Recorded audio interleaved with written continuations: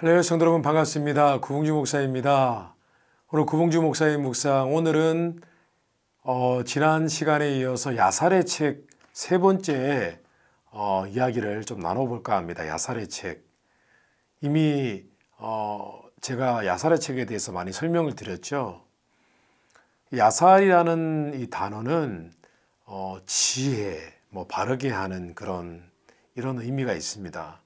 진리, 그런 뜻도 있고 여러 가지 의미가 있는데, 이 야살의 책은 제가 지난 칼럼에도 설명을 드린 것처럼 성경 말씀, 우리가 가지고 있는 성경 말씀 두 군데에 언급하고 있는 책입니다. 당연히 성경에서 언급하고 있는 책이라는 것은 곧 성경만큼은 아니지만은, 정경만큼은 아니지만은 어느 정도 신빙성이 있고 또 실제로 존중을 받는 그런 외경 책이라고 생각을 하시면 됩니다. 성경을 뒷받침할 만한 충분한 근거가 있는 책이지요. 야살의 책에 나와 있는 내용은 모세 오경을 다 다루고 있지는 않지만은 창세기와 출애굽기 내용을 많이 다루고 있다고 합니다. 근데 저는 이제 책을 지금 현재 한국어판으로 나와 있는 번역된 책은 1권과 2권인데요. 제가 지금 1권을 거의 다 읽었습니다. 이제 2권도 제가 읽어보려고 제가 책을 가지고 있습니다. 야살의 책 세 번째 시간으로 제가 또 성경에서는 이야기하지 않는, 성경에서는 다 기록되어지지 않은 그런 내용의 상황을 제가 오늘 좀 말씀을 드리려고 합니다. 성도 여러분, 우리는 아브라함이 이삭을 바친 그 상황을 잘 알고 있습니다. 하나님께서 아브라함을 본토 친척 아비 집에서 불러내셨습니다. 그리고 그로 하여금 가나안 땅으로 입성하게 했고 가나안 땅에서 살게 되었습니다마는 참 아브라함의 믿음을 우리가 알고 있죠. 아브라함이 이삭을 하나님께 바치고 또 그 일로 인해서 하나님께서 내가 이제야 내가 나를 경외하는 줄 알겠다라고 하셨습니다. 마침내 아브라함의 믿음이 하나님을 두려워할 줄 아는, 하나님을 존중히 여기는 그런 믿음으로 검증이 된 사건이 바로 아브라함이 이삭을 번제로 바치려고 했던 사건입니다. 근데 우리는 그런 생각을 흔히 합니다. 성도님들께서도 그런 생각을 가지셨는지 모르겠습니다만 저는 항상 의구심이 있었습니다. 어떤 의구심이냐면은 적어도 이삭의 나이가 적어도 10대는 되었을 텐데, 사실은요, 아브라함이 이삭을 바쳤을 때 이삭의 나이는 이미 30대 중반이었습니다. 저는 사실 이전까지만 해도 이삭이 10대라고 생각을 했었습니다. 그런데 나이 계산을 이렇게 해보면은 이미 형이었던 이스마엘은 이미 나이가 50이 되었고, 그 이삭과 이스마엘의 나이 차이가 한 14살, 15살 정도 차이가 나거든요. 아무리 생각해봐도 이삭이 그냥 아무 말 없이 아버지를 따라 순종을 했다는 것이 도저히 저는 좀 이해가 되지 않았습니다. 분명히 이삭에게도 어떤 나름의 신앙적인 스토리가 있었을 텐데 라고 생각을 해왔었습니다. 그런데 야살의 책을 읽으면서 그 의문이 다 풀리게 되었습니다.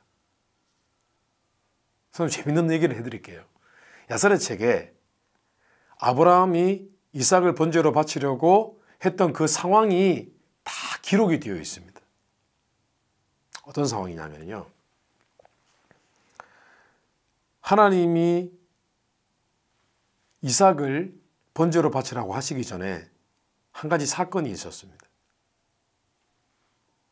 당시에 이스마엘은 하갈로 인해서 사라가 우리는 같이 살 수 없다고 해서 쫓겨났지 않습니까? 그때 이미 이스마엘의 나이가 이미 20대였습니다. 근데 이후에 다시 이스마엘과 하갈이 다시 아브라함에게로 돌아와서 그 근처에 함께 삽니다. 같이 산 건 아니지만은 같은 지역에 살게 되어집니다. 그 와중에 이제 이삭도 많이 성장을 했고, 어느 날 이스마엘은 여전히 아브라함의 모든 재산을 상속받을 것에 대해서 욕심을 가지고 있었습니다.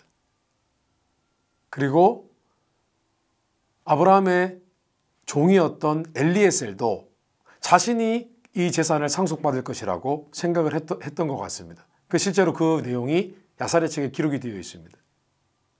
근데 그때 이스마엘이 굉장히 자랑을 합니다. 자신이 장자라는 사실을 자랑을 하면서 자신은 할례를 받았기 때문에 나는 이런 할례를 받았고 나는 이 아브라함 아버지의 이 가문에 나는 가장이고 내가 장자다 라고 얘기를 했습니다. 막 자랑을 한 겁니다. 자기가 할례를 받았던 것에 대해서. 그때 이삭이 그것이 셈이 나서 본인이 분명히 영적으로는 장자인데 이스마엘이 그런 것을 주장하니까 마음이 상해서 이런 얘기를 했습니다. 나는 나야말로 장자이며 나는 하나님께서 선택하신 그런 자녀이기 때문에 나는 하나님을 위해서는 내 목숨까지 바칠 수 있다.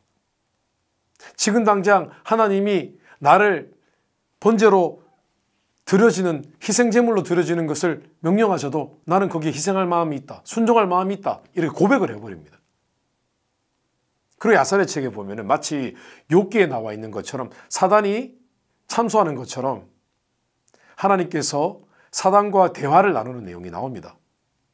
근데 사단이 아브라함과 이삭에 대해서 얘기를 하고 하나님이 결국은 아브라함과 이삭의 믿음을 테스트하시기 위해서 마치 욥에게 그러셨던 것처럼 아브라함에게 지시를 하십니다. 내 독자를 번제로 드려라. 번제로 내게 주어라. 그렇게 명령을 하십니다. 이제 아브라함이 고민에 빠졌습니다. 사라도 어느 정도 알고는 있었습니다. 근데 상의 끝에 결국 보내어지는데 아마 아내 사라는 설마 남편이 하나밖에 없는 아들을 죽일까? 바칠까? 의구심을 가지면서 결국은 남편과 아들을 보내어줍니다. 이제 보내지는 과정 속에서 이삭이 아버지께 얘기를 합니다. 아버지, 내가 이전에 그런 얘기를 한 적이 있었고 주저하지 마십시오. 아버지께 안심을 지킵니다. 대단하지 않습니까? 아버지, 하나님이 그렇게 명령하셨으니 저는 마땅히 하나님께 바쳐져야 됩니다. 라고 얘기를 합니다. 그리고 모리아산에 갑니다. 그 모리아산에 가서 아버지에게 얘기합니다. 아버지, 제가 혹여 아버지가 제 몸을 마치 짐승 잡듯이 잡으실 때 너무 고통스러워서 제가 몸부림을 치면은 혹여 하나님께 드리는 제사, 번제가 방해될 수가 있기 때문에 아버지 저를 꽁꽁 묶어주세요. 조금도 움직일 수 없도록 그렇게 묶어주세요. 라고 부탁을 합니다. 그리고 순순히 눈을 감습니다. 그리고 더 놀라운 사실은 아버지가 이제 이삭의 몸을 밧줄로 꽁꽁 묶고 난 뒤에 마지막으로 이삭이 아버지에게 한 가지 더 부탁을 합니다. 아버지, 어머니가 저를 너무너무 사랑하시는데 제가 만약에 목숨을 잃게 되면 어머니가 너무 상심이 크셔서 스스로 목숨을 끊으려고 할지도 모릅니다. 아버지, 어머니 항상 지켜봐 주시고 혹여 어머니께서 높은 언덕이나 아니면 절벽 같은 곳에 가시게 되면 아버지 항상 어머니 옆에 계십시오. 갑자기 어머니가 너무 마음이 슬퍼져서 자신의 몸을 스스로 던지실지도 모릅니다. 그러니까 아버지, 어머니를 꼭 잘 돌봐주세요. 그러니까 마지막 유언을 남기고 눈을 감습니다. 그 아브라함이 이삭을 짐승 잡듯이 잡으려고 준비하는데 그때 하나님의 천사가 나타나서 아브라함아, 아브라함아, 칼을 거두라고 하죠. 그리고 그렇게 하나님께서 그가 드리지는 않았지만은 그 제사를 받으십니다. 하나님께서 또 사냥을 준비하시죠. 그래서 하나님께 번제로 드려지고 두 사람의 믿음이 마침내 검증이 됩니다. 그래서 모든 의문이 풀렸습니다. 사실 이삭은 그렇게 믿음을 시험받는 시간이 없었거든요. 성경 창세기 말씀을 보면은. 결국은 이삭도 아브라함이 믿음의 테스트를 받았을 때 이삭도 함께 그때 믿음의 테스트를 받았던 것입니다. 그래서 성경 말씀을 보면은 이삭이라는 사람은 믿음에 별로 큰 동요가 없습니다. 이미 젊을 때 아버지와 함께 믿음의 검증을 받았기 때문에 그의 삶은 항상 평탄하고 형통했습니다. 아브라함이나 자신의 아들 야곱처럼 그렇게 신앙의 우여곡절이 별로 없습니다. 저는 모든 의문이 풀렸습니다. 성도 여러분, 누구든 저는 이번 야살의 이 책을 읽으면서 이삭의 사건을 제가 다시 한번 생각해 보면서 묵상하면서 제가 깨달은 것이 있습니다. 첫째는 하나님이 정말 바라시는 것은 우리의 인생 가운데 큰 행복을 누리거나 많은 것을 누리거나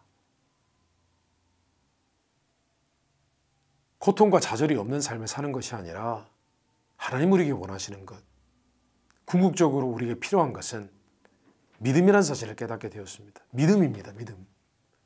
하나님 우리에게 바라시는 것은요, 하나님을 향한 순수한 사랑이 있는 믿음, 헌신이 있는 믿음, 순종이 있는 믿음, 그것입니다. 그것이 하나님께서 우리에게 주신 이 한 번밖에 없는 인생을 주신 이유입니다. 만약에 그런 이유가 없다면 하나님 뭐하러 이 고통 많은 세상에 늙고 병들고 죽는 인생을 살게 하셨겠어요. 어차피 부활할 것인데.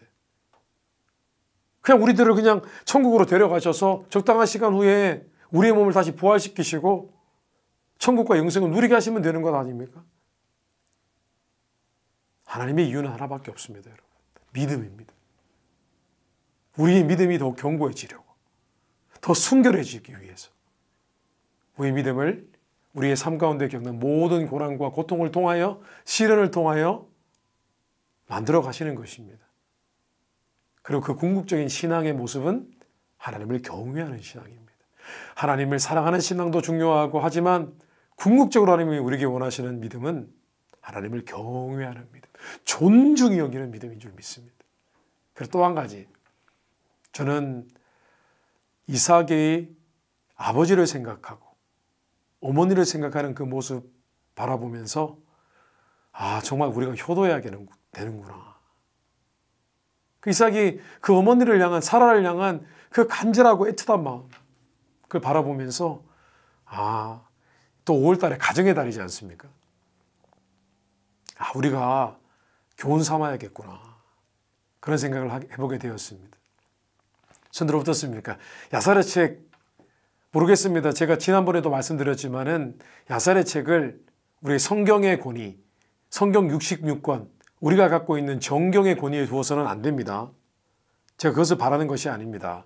그런데 창세기가 모든 이야기와 사실들이 기록된 것은 아니거든요.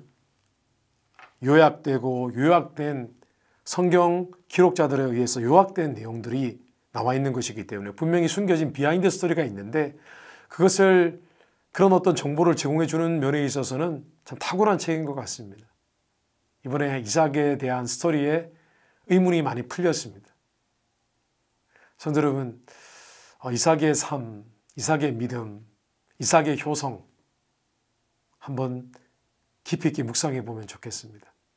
오늘 구흥주 목사의 묵상 여기까지 하겠습니다. 감사합니다.